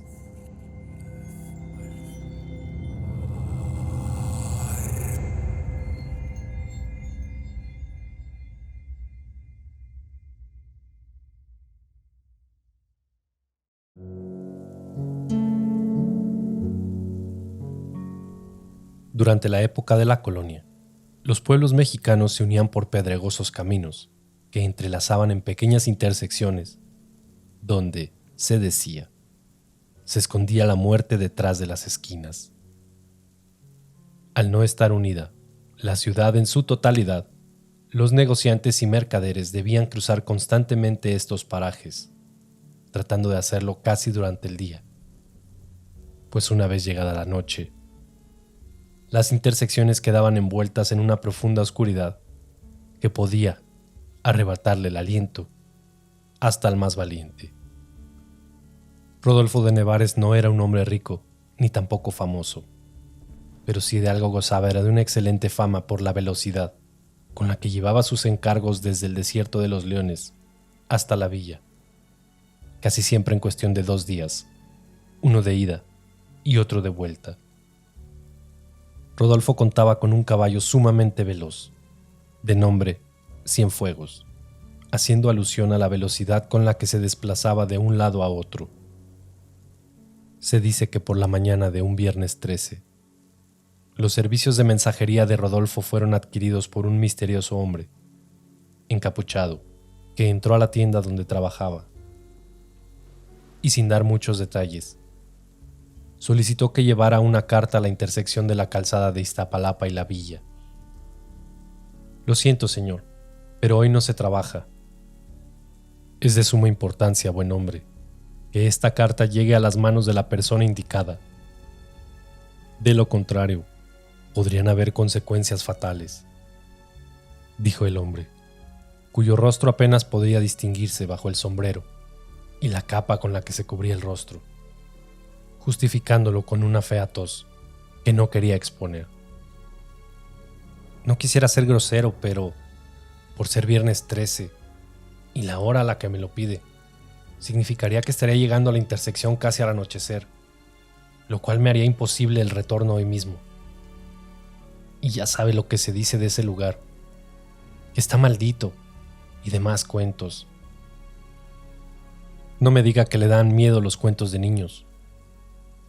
Muy por el contrario, los encuentro sumamente divertidos. Pero eso no significa que detrás de ellos no se asome alguna verdad. Bien, ¿y qué tal si le pagara el doble? Por el doble no lo consideraría, pero tal vez por el triple. Está empujando su suerte, buen hombre. Es el precio que hay que pagar para arriesgar la vida de esa forma, buen señor. Es usted un negociante difícil, pues uno no se hace rico haciendo favores. Con gran molestia, el hombre sacó un morral con monedas de oro. Lo abrió y dejó caer sobre la repisa de madera 4 piezas de oro, su cuota normal. De nuevo, sacó otras 4, pago por su valor. 4 más, pago por su tiempo. Después sacó 2 más, y pago por si debe arriesgar su vida. Rodolfo tomó las monedas y las guardó en la vieja caja fuerte. Estrechó la mano del hombre y con enorme resignación dijo: tenga la certeza de que llevaré su carta a buen fin, aunque me cueste la vida. No me queda la menor duda, asintió con malicia. El hombre de negro dio media vuelta y salió por la puerta principal. Rodolfo sacó las monedas de oro de nuevo y las observó con detenimiento. Jamás había visto monedas tan relucientes y tan bien acuñadas. Supuso que el hombre de negro sería algún banquero o un personaje influyente, dado que podía gastar tal cantidad en lo que a él le parecía un simple capricho. ¿Qué diferencia haría llevarlo con un día de distancia, por la tarifa normal? Era algo que a él no le incumbía, y maquiavélicamente pensaba: tengo que usar más ese cuento del miedo y los fantasmas. Seguro que alguien más cae con esa tontería. Guardó casi todas las monedas de nuevo en la caja, pero se guardó 4 en la bolsa. Tomó su sombrero, el morral de piel curtida. Se echó una ligera capa al hombro y, tras cerrar el local con 4 llaves distintas, caminó hasta los establos donde guardaba su caballo. ¿Ya está listo? Sí, señor Nevares. Toma, chico. Y le lanzó una de las monedas de oro. Es por lo que te debo de los meses anteriores, y te adelanto un par más. Gracias, señor. Rodolfo subió a su caballo y tomó la avenida que lo llevaría hasta la intersección. Normalmente esas cabalgatas eran muy solitarias. Estaba acostumbrado a pasar su tiempo fantaseando con una vida que no tenía. Jamás se había casado. No era mujeriego, no tenía novias ni con quien compartir las experiencias que el camino le dejaba. Apenas frecuentaba de vez en vez un pequeño burdel en las orillas del pueblo, en el cual trabajaba Azucena, una hermosa mulata de ojos color miel, que de no trabajar en ese lugar, hacía mucho tiempo se habría convertido en la señora de Nevares, pero, a su entender, no se podía tener todo en la vida, y se conformaba con compartirla con los otros clientes y de frecuentarla una vez a la semana. Sus recuerdos y pensamientos sobre Azucena lo tuvieron distraído largo rato. El camino parecía interminable, y más aún, cuando se cruzaba con algún compañero viajero que, cansado del silencio que él tanto valoraba, se decidía por hacerle plática. Tuvo la fortuna de encontrarse solamente con un par de esos en su trayecto, pero era fácil dejarlos atrás con la velocidad de Cienfuegos. El sol se empezaba a poner en el horizonte y la intersección de ambas calles quedaba aún lejos. Rodolfo apretó el paso, buscando llegar a la zona marcada y darse vuelta lo antes posible. En dado caso, buscaría hospedaje en alguna posada en Iztapalapa, pasar la noche y volver por la mañana. Casi sin darse cuenta, el sol estaba casi puesto. Los últimos rayos del sol iluminaban tenuemente la calleja que frente a él se disponía. Apretó el paso lo más que pudo. Sabía que no llegaría antes del anochecer, pero al menos trataría de estar lo menos posible en ese desagradable lugar. Cuando la noche se adueñó del camino, los ruidos de la misma hicieron su aparición. Los árboles se convertían en monstruosas encarnaciones de sombras y de formas que parecían dibujadas por la mano del demonio. Rodolfo sintió cómo su corazón se agitaba. Un aullido a lo lejos hizo que Cienfuegos relinchara. Rodolfo trató de calmarlo, pero el caballo se sentía inquieto. Maldijo el instante en que había aceptado tal encomienda. La noche es un lugar terrible en el cual estar solo, sobre todo en el campo.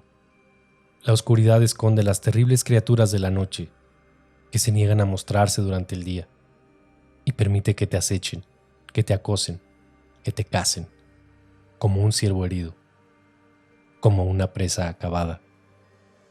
El viento sopló con gran fuerza por detrás de Rodolfo y con un ruido que pareció susurrar su nombre, giró para encontrarse con la profunda oscuridad. Su corazón estaba inundándose de terror con cada instante que pasaba. Y justo antes de perder la razón, llegó al maldito lugar. Y ahí no había nada. Silencio, profundo, maldito, estremecedor. ¡Hey!, gritó. ¿Hay alguien aquí? El viento le respondió volándole el sombrero. Molesto, sacó una pequeña caja de cerillos que encendió apenas con una mano temblorosa. Sacó la carta del morral de piel, calada, y leyó el remitente: Don Rodolfo de Nevares. ¿Eh? ¿Qué es esto? ¿Acaso es una broma? Gritó al viento, y de pronto el cielo se iluminó, con la fuerza de un rayo que estremeció el suelo frente a sus ojos, y partió por la mitad de un árbol. Cienfuegos se levantó en 2 patas, y Rodolfo cayó sin reparo. Después de golpearse la cabeza fuertemente, se levantó como pudo. Cienfuegos había desaparecido en el horizonte. Y ahora sí, se encontraba completamente solo. Con terror, pensó en correr, pensó en escapar, pero no parecía haber salida para su desgracia. Y entonces escuchó a lo lejos el galope de un par de caballos y las llantas de un pequeño carruaje. Se acercaban a gran velocidad, pero las llamas frente a él le impedían ver más allá de la pequeña barrera de fuego que frente a él se extendía. El carruaje se oía cada vez más cerca, y más, hasta que de pronto sintió en su espalda el resoplido de un corcel, temible, húmedo, caliente, sobre su cuello. Al voltear, encontró aterrado los ojos rojos, como 2 flamas incandescentes de un enorme corcel negro. A su lado uno idéntico, y sobre ellos, montado en el asiento del copiloto, una figura humana, encapuchada, con una capa, que se levantó. Los caballos se detuvieron. El hombre bajó con lentitud. Se acercó lentamente a Rodolfo y le dijo: Tal vez debí haberme presentado antes, pero pensé que este sería un mejor momento. Soy la muerte y he venido por usted. Rodolfo sintió cómo se helaba su sangre. El temible personaje que lo había contratado por la mañana lo había llevado hasta su propia muerte. La muerte descubrió su rostro, y esos ojos penetrantes se dejaron ver como la calavera que realmente era. El grito que quiso soltar Rodolfo se vio ahogado al instante que descubrió su temible faz. ¿Eso significa que estoy muerto? No, estar muerto es alcanzar la paz. En su caso es mucho peor. Vine por usted porque es la persona ideal para trabajar conmigo. ¿Trabajar en qué? Es muy sencillo, como el chofer de mi carruaje. Pero, ¿y por qué tendría que aceptar si no estoy muerto? Digamos que es una pequeña oportunidad.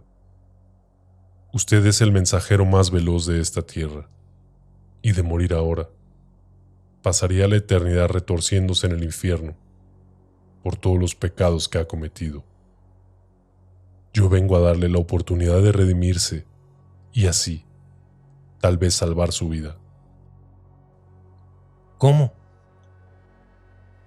Solamente tiene que convertirse en el chofer de mi carruaje, llevar y traer a los muertos hasta este punto. A partir de aquí, me encargo yo y me los llevo a su siguiente viaje. Pues tal parece que no tengo otra opción. Siempre hay opciones. Puede morir o puede asistirme. Esa es su decisión. Asistirle entonces sería la única opción razonable. ¿O acaso hay algo más que pueda hacer? Hay una restricción por medio de la cual podría salvarse. Si durante sus primeros 3 viajes usted convence a alguno de los viajeros para que tomen su lugar, entonces podría retomar su vida. Una segunda oportunidad para hacer las cosas mejor, digamos. ¿Y si no lo logro? Si no lo logra y pierde sus 3 oportunidades, entonces dejará de ser mi mensajero y terminará fundiéndose en el infierno, tal y como le estaba destinado. Sin más remedio, Rodolfo se enfrentó a su nuevo destino: cumplir con los deberes de la muerte o pasar la eternidad en el infierno. Las primeras encomiendas no eran nada sencillas. La gente al borde de la muerte es muy difícil de convencer de que han llegado al final de sus días. Se aferran, se tratan de mantener hasta las últimas consecuencias, pero Él, como el maldito jinete del carruaje, simplemente esperaba en la entrada de la casa, ya que irremediablemente, uno tras otro, terminaba saliendo con los pies por delante. Se olvidó de comer, de dormir. Se olvidó de lo que era una vida verdadera y en cierta forma no le extrañaba. Había vivido como un ermitaño solitario y así se había quedado. Nadie lo extrañaba a él tampoco. Y tras un tiempo, el local que rentaba para su mensajería desapareció y se convirtió en una ferretería. Se había desvanecido por completo y ni una huella de su vida permanecía. Muchos viajes fueron los que él hizo, tratando de entender a los muertos, llevándolos hasta esa encrucijada donde se enfrentaban a su último juez, la muerte, que invariablemente los llevaría a su destino final.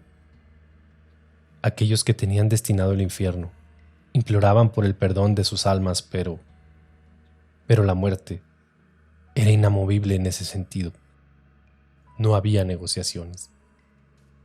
Algunas veces notaba cómo lo miraba esperando a ver si él se animaría a usar alguna de sus oportunidades para embaucar y convertir a alguien en el nuevo chofer, pero Rodolfo se mantenía a la expectativa. Sabía que los movimientos tenían que ser calculados. Pasó el tiempo y un buen día se postró en la puerta de la hacienda de los Morales. El señor, un hombre regordete de una reputación intachable, había caído enfermo, y era cuestión de tiempo para que sucumbiera ante la terrible neumonía que sufría. Rodolfo se detuvo afuera de la hacienda, invisible para todos, excepto para el señor Morales. Pacientemente lo esperó, hasta que salió, y desde que se subió al coche, supo que él sería la primera persona con la que jugaría su carta. Le hizo plática durante el trayecto. El señor Morales estaba asustado, pero confiaba en el perdón de Cristo. Al llegar a la encrucijada, la muerte le leyó sus pecados. A pesar de no parecer tan graves, el último de todos lo condenaba al infierno. Había matado a un niño en su carruaje. El señor Morales lo sabía bien, y era su mayor arrepentimiento en la vida. Rodolfo sintió pena por el hombre y sabía que si alguien buscaría la manera de redimirse, sería él. Se acercó a su oído y le dijo: si quiere una segunda oportunidad, lo único que debe hacer es aceptar convertirse en el jinete de la muerte, y así tendrá una segunda oportunidad para redimirse. ¿Qué dice? Le agradezco, buen hombre, pero si ni llevando una vida de rectitud y de paz, tras ese trágico incidente pude reparar el daño hecho, entonces mi castigo es merecido y debo completarlo. Y sin mirar atrás, subió al carro de la muerte con destino al infierno. 2 oportunidades más, señor Nevares, y sabe en dónde terminará. Eso lo veremos, dijo Nevares a la muerte, quien arrancó su viaje y desapareció en medio de la noche. El tiempo pasaba, y el tedio del trabajo lo iba agobiando.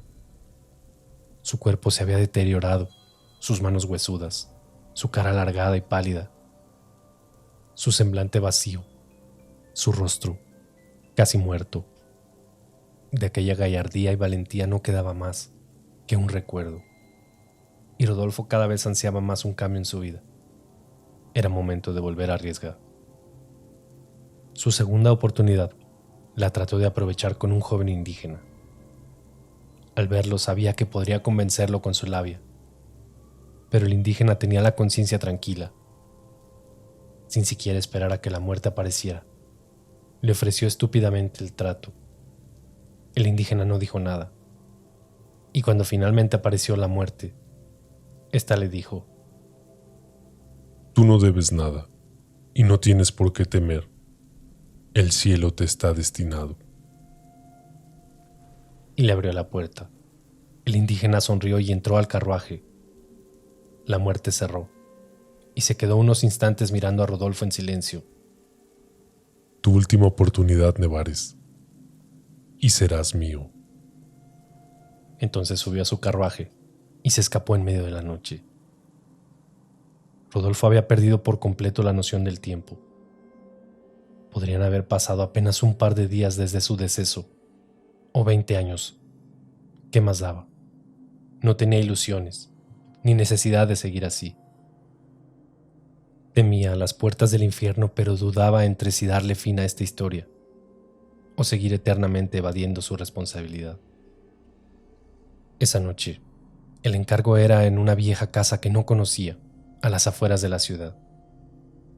Hacía tanto tiempo que había abandonado el mundo de los vivos por el de las sombras, que todo le parecía un vago recuerdo de una vida olvidada. Acostumbrado ya a su espera y a ignorar por completo a los viajeros, Rodolfo se mantuvo en el carruaje, esperando en silencio. Cuando finalmente se abrió la puerta, el cuerpo de una mujer salió. Apenas podía distinguirla, pero había algo en ella que le parecía familiar. Abrió la puerta y la dama subió al carruaje. Asustada miraba por la ventana, preguntando hacia dónde irían. Rodolfo había perdido el interés por platicar con sus pasajeros. Sin embargo, el olor intoxicante de la dama le pareció familiar. Un olor a flores, un olor que reconocía. Segundos antes de llegar a la encrucijada, la mujer preguntó qué sucedía. Lo siento, señora, pero usted tiene una cita pendiente con la muerte, y será ella quien le describa su suerte. ¿Qué suerte? Si debe ir al cielo o al infierno. Preocupada echó a llorar, y en ese instante sus lágrimas finalmente conmovieron a Rodolfo, quien amablemente le prestó un pañuelo. Al tomarlo, sus dedos se tocaron ligeramente, y entonces todo volvió a su mente. Piel morena, ojos color miel. Azucena. Estaban a apenas algunos metros de la encrucijada, cuando Nevares se detuvo. Usted no puede estar aquí. Esto debe ser un error.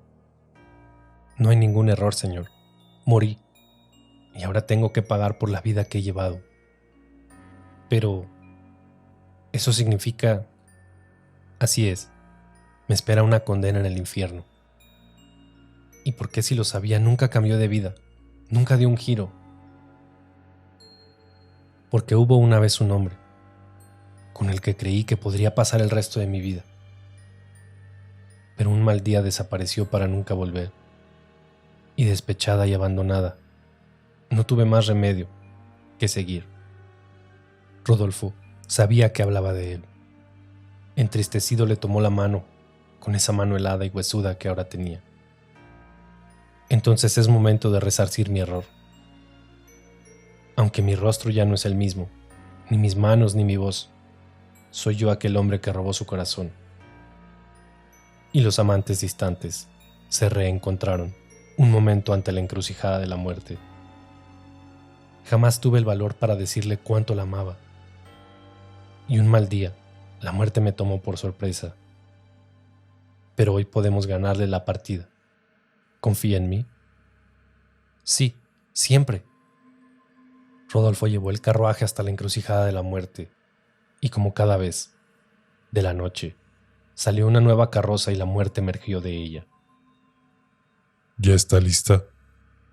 No, ella no se irá con usted. ¿De qué habla Nevares?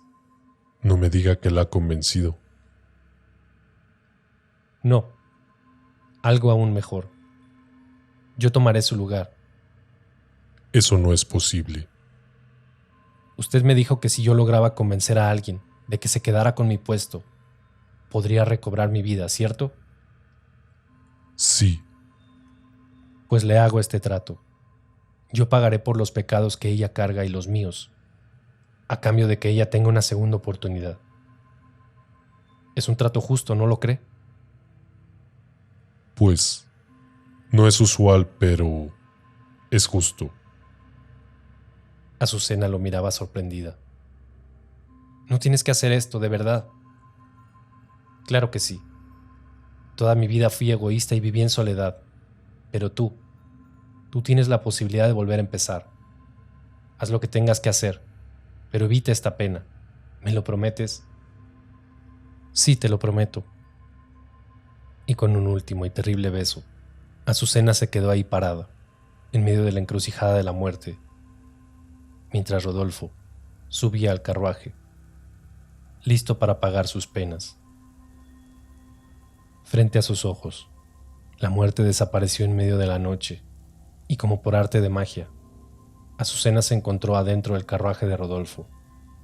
A su lado, una pequeña bolsa tenía algunas monedas de oro y la promesa de una nueva vida, donde poder volver a empezar.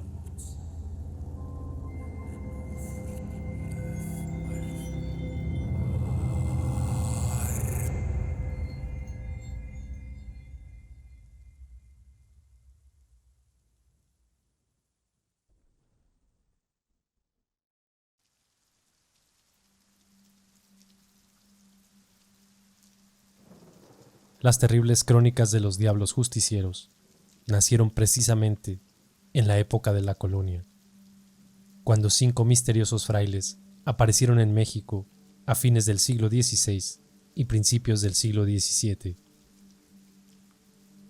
Pero ¿quiénes eran? ¿Y de dónde venían?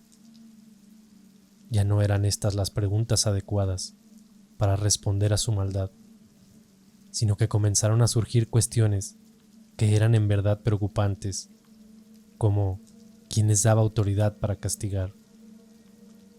Lo único cierto es que, de acuerdo a los cronistas de la época, la primera vez que se tuvo noticia de ellos fue a raíz de que se supo en México que había fallecido el rey español Felipe II y que lo había sucedido su hijo Felipe III. Transcurrido el luto oficial, se celebraron grandes fiestas en honor del nuevo soberano. En el Palacio Virreinal se ofreció un suntuoso baile.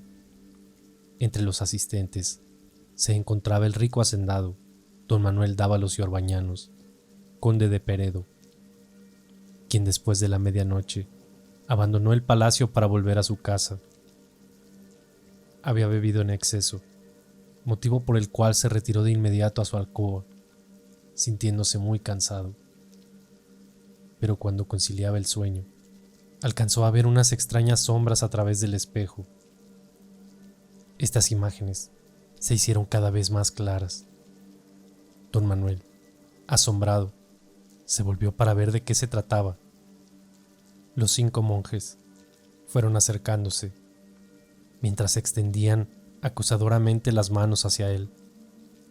¿Quiénes son ustedes?, preguntó asustado el conde.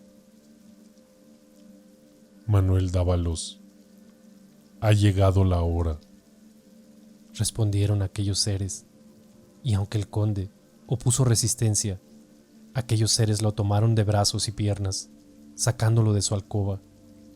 Los gritos desgarradores de aquel hombre, que ya había vuelto completamente en sí, despertaron a los criados, quienes acudieron en su auxilio. Pero en lugar de auxiliar a su amo, los criados se asustaron, permitiendo que los monjes sacaran al conde de su casa, a la calle de los Bergantines, que después se llamó Las Escalerillas, hoy en día la primera de Guatemala, y tomaron camino hacia la Plaza Mayor, con garrotes en mano. Son ángeles justicieros, mandados por el Altísimo, decían los criados asustados.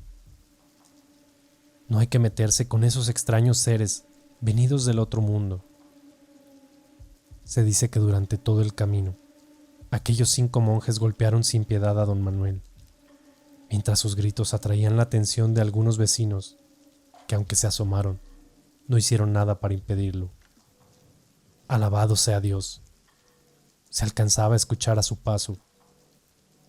Todos se convencieron de que se trataba de seres de otro mundo, y aunque sintieron pena por aquel desventurado hombre, no hicieron nada por ayudarlo. A la mañana siguiente, esas mismas personas vieron el cuerpo de aquel desdichado hombre, que había muerto con un terrible gesto de dolor. Hubo toda clase de comentarios, pero aunque las autoridades realizaron diversas investigaciones, la muerte del conde quedó en el misterio. A las pocas horas, más preguntas se soltaron al aire. ¿Qué hábito tenían esos monjes? Pero las discusiones no llegaron a nada, cerrando el caso, asentando el hecho en las actas del ayuntamiento y la Inquisición. Pasados algunos días, se volvieron a escuchar gritos, ahora de una mujer que pedía ayuda con gran desesperación. Un matrimonio que había sido testigo de lo ocurrido a don Manuel opuso resistencia para asomarse a ver lo ocurrido. Así pasaron las horas, y las autoridades llegaron hasta el lugar de los hechos, encontrando solo el cadáver de una mujer semidesnuda que se hallaba clavado en el portón del Templo de la Encarnación. Al final de la calle, les pareció ver 5 siniestras sombras que se alejaban rápidamente. «¡Son ellos!», gritaban las autoridades. «¡Son ellos los justicieros! Hay que seguirlos. No dejaremos que escapen esta vez». Los soldados de la ronda se negaron a obedecer las órdenes de su capitán, quien se lanzó en busca de los justicieros. El capitán corría a toda prisa sobre el puente de Tlatelolco, pero al verlos dirigirse en dirección del puente de la Guerra, desaparecieron sin dejar rastro alguno. ¿Acaso se los habrá tragado la tierra?, se preguntó intrigado el capitán. En vano, buscó entre los matorrales, cruzó una y otra vez el puente, pero no halló rastro de los justicieros. «No hay duda, esto es obra del demonio», se dijo para volver de inmediato con sus hombres. Tras unos días de relativa tranquilidad, los justicieros volvieron a aparecer. Esta vez la víctima fue un clérigo libertino, y luego tocó el turno a una mujer conocida por su vida licenciosa. Los habitantes de la ciudad estaban atemorizados ante los hechos. Sabían que los justicieros siempre desaparecían en el puente de la Guerra. Después del toque de las ánimas, nadie se atrevía a salir de sus casas. Fue tanto el pánico que cundió por aquel motivo, que las autoridades reabrieron la investigación, buscándole fin a esa ola de asesinatos. Buscaban tenderles una emboscada, ya que sabían perfectamente cuál era la ruta que tomaban los 5 monjes. Alcaldes y regidores estuvieron de acuerdo con lo expresado por el alguacil mayor, aunque algunos no dejaron de manifestar sus temores. Pero el saber saqueadas las casas de las víctimas los reconfortaba, creyendo que en realidad se trataba de ladrones y no de ánimas. Era tarde cuando se disolvió la reunión y don Francisco de Beltrán se dirigió a su domicilio, y muy a pesar del valor que había presentado en la junta, no dejó de sentir cierto sobrecogimiento al penetrar en su mansión. Algo extraño flotaba en el ambiente. Reinaba un silencio escalofriante. Cuando el regidor avanzó por el vestíbulo de su casa, por las barbas de Judas, pensó: esos cuentos de que los justicieros son espíritus me ha hecho un cobarde. Y a pesar de que se convencía a cada momento de que solo eran especulaciones, lo cierto es que ni su esposa ni sus criados lo habrían recibido como era costumbre. Pronto tuvo la respuesta. Al abrir la puerta de la alcoba de su mujer, aterrorizado, corrió a la habitación de su hija. En efecto, doña Alfonsina se encontraba muerta. Pero no solo eso, sino que además 5 sombras le cerraban el paso. El desgraciado regidor se vio prisionero de aquellos seres infernales, y cuando lo sacaban de su casa, horrorizado alcanzó a ver cómo su hija era aprisionada también. Solo gritaba con gran desesperación que lo ayudaran, que soltaran a su hija.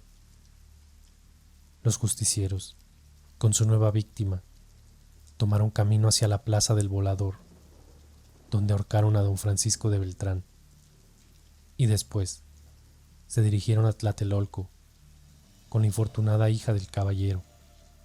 Pero don Gil de Soria, el aguerrido capitán, decidido a todo, se les enfrentó junto con algunos resueltos ciudadanos.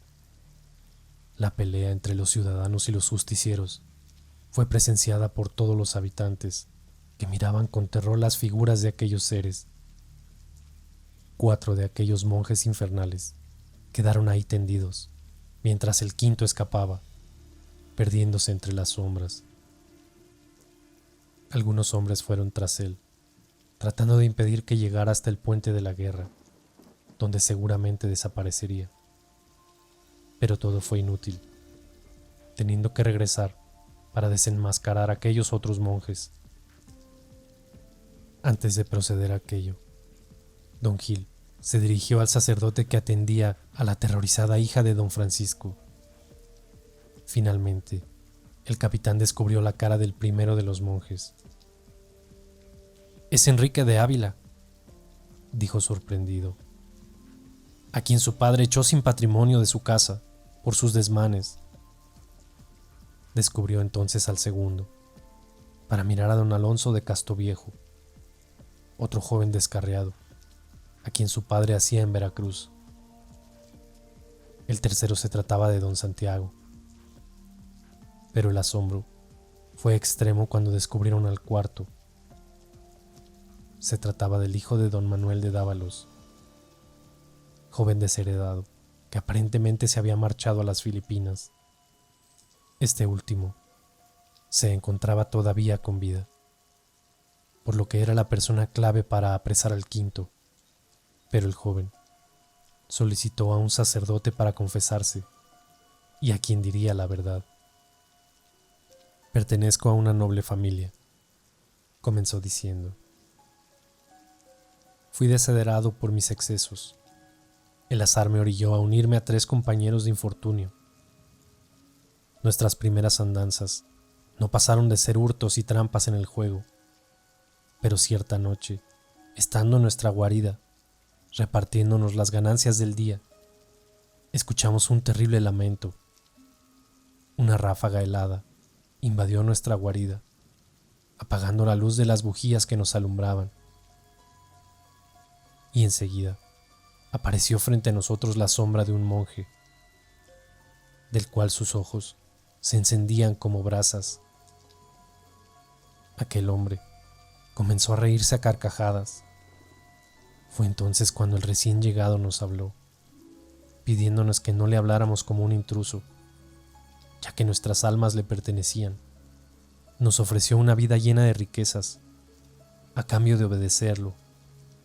Y aquella noche, alrededor de una hoguera encendida por nuestro improvisado jefe, hicimos el más terrible juramento que mortal alguno haya hecho en su vida. Así, juramos pervertir todas las almas posibles para acrecentar su gloria. La primera víctima fue escogida por mí mismo, porque odiaba a mi padre, pero hoy estoy arrepentido. Perdóneme, padre», concluyó el joven, ahogado en llanto. Mas cuando el sacerdote levantó las manos para pronunciar las palabras de la absolución, una horrible carcajada se dejó oír entre el viento. «Pronto, padre. Viene por mí, padre. Perdóneme». El moribundo lanzó un alarido sin haber oído las palabras del sacerdote. Fue así como dejó de existir. Los cadáveres de los 4 hombres fueron colgados y expuestos en la plaza del Volador, para escarmiento de quienes quisieran seguir sus pasos. Pero don Gil de Soria no quedó conforme con aquello. Estaba seguro de que el demonio buscaría la manera de volver a hacerse de adeptos para seguir adelante con sus fechorías, por lo que fue a consultar a cierto piadoso ermitaño. El padre fray Ruperto de Sosa dio al capitán un frasco con agua bendita y una oración escrita en un pergamino. Le dio instrucciones de que en cuanto viera al ser, arrojara sobre él el agua bendita y rezara en voz alta la oración. Así don Gil abandonó la ermita situada en la calzada de Iztapalapa y regresó a la ciudad, decidido a llevar a cabo las instrucciones de Fray Ruperto. Varias noches permaneció apostado en el puente, en espera del monje infernal, pero no fue hasta una noche, en que no había luna, cuando el despiadado ser se apareció. Don Gil lo aprisionó con el cordón de San Francisco y así lo condujo hasta la ciudad. Se quedó en vela, vigilando al ser maléfico, con la única intención de llevarlo al día siguiente con Fray Ruperto, para que él se encargara de expulsarlo para siempre del mundo. Sin embargo, en cuanto apareció el primer rayo de luz, los altos mandos le exigieron que lo entregara al tribunal de la Santa Inquisición. «Dudo que los juicios de los hombres puedan ayudar, su señoría», dijo con firmeza don Gil. «No es un ser humano el que usted ve ahí», continuó señalando al espectro. «Es un ser maléfico que vino del mismo infierno para pervertir a los hombres». Estas palabras solo hicieron que el oidor se molestara. Se acercó al monje y le exigió decir su nombre, pero éste se quedó en silencio. «Da la cara, cobarde», dijo el oidor, tomándolo de la túnica. Entonces ocurrió algo extraordinario. Al levantarle la capucha, solo se veía un resplandor rojo, pero aquel ser no tenía rostro. Era como si la túnica estuviera en pie sola. «Exijo que lo descubran todo», continuó exaltado el oidor. Los demás caballeros se aprestaron a cumplir la orden del oidor, pero para quitarle el hábito a aquel ser, tuvieron que quitarle primero el cordón de San Francisco. Fue entonces cuando el maléfico lanzó un grito desgarrador, dejando caer la túnica al suelo. «Se ha ido», gritaron los presentes. «Hemos dejado escapar al demonio. Dios se apiade de nuestras almas». Aquella noche volvieron a aparecer los justicieros, pero esta vez ya no eran seres vivientes, sino las almas corrompidas de los 4 caballeros que hicieron el horrible juramento al Señor de las Tinieblas. La desafortunada víctima fue clavada en un madero en la plazuela de Loreto, sin que nadie se opusiera, ya que esa noche el temor no solo fue por los gritos aterradores de la mujer apresada, sino que además pudieron ver a los 4 justicieros totalmente descarnados. Esa misma noche, la hija de don Francisco de Beltrán acudió en busca de don Gil, quien permanecía impotente en su hogar. «Debemos volver a apresar al demonio», dijo la joven. «Estoy segura de que el agua de San Ignacio y el cordón de San Francisco serán nuestras armas». Sin más armas que aquellos sagrados objetos, doña Catarina y don Gil fueron al puente de la guerra a esperar a los malditos justicieros. Y tardó mucho en que las 5 fatídicas sombras salieron de la sequía. Su aspecto era en verdad aterrador. Estaban completamente descarnados, y al quinto solo se le apreciaban los ojos rojos. Cuando estuvieron cerca, los valerosos hombres tomaron el agua y la arrojaron sobre ellos. Unas cuantas gotas fueron suficientes para inmovilizar por unos instantes a aquellas almas perversas, situación que fue aprovechada por don Gil, que rápidamente tomó el cordón de San Francisco y los apresó con gran fuerza. De inmediato, doña Catarina llevó hasta el lugar madera de árboles crecidos en conventos y sagrados recintos, y con ella prendieron fuego a los seres infernales.